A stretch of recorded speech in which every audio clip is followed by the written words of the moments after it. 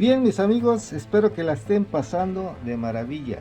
En esta ocasión les traigo otro super video, pero antes que nada quiero agradecerles a todos ustedes que ven mis videos, que les dan like o me gusta y que se suscriben a mi canal, porque gracias a ustedes mi canal ha ido progresando. Quiero mostrarles las herramientas que más utilizo para reparar todos los teléfonos. Si tú ya eres experto y conoces estas herramientas, puedes adelantar el video. Si es tu primera vez, puedes ver esta ligera descripción. Aquí tengo estos tape, estos son de diferentes medidas.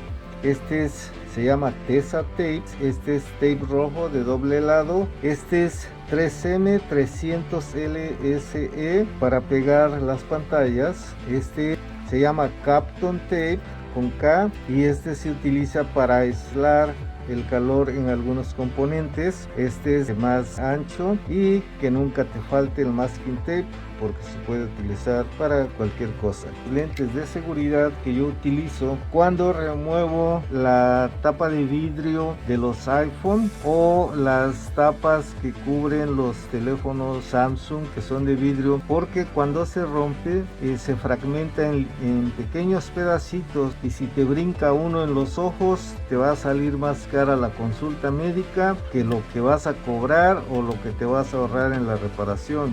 Y estos desarmadores son exclusivos de los iPhone. Este junto con este de estrella o de 5 lados se llaman, en inglés se llaman Pentalobe, y la medida es 0.8 por 25 milímetros. Los dos son de la misma medida. Estos son para remover los tornillos que trae el iPhone en la parte de atrás para empezar a abrirlo. Adentro trae tornillos planos de cruz que se llaman cross convex en inglés o convexo de cruz. Estos tornillos sujetan al logic board o la lógica, o algunos en el centro de carga charging port. Este es un desarmador de triángulo o three wings o 3 lados. Este es 0.6 por 25 y tenemos espátulas, los desarmadores Phillips o de cruz.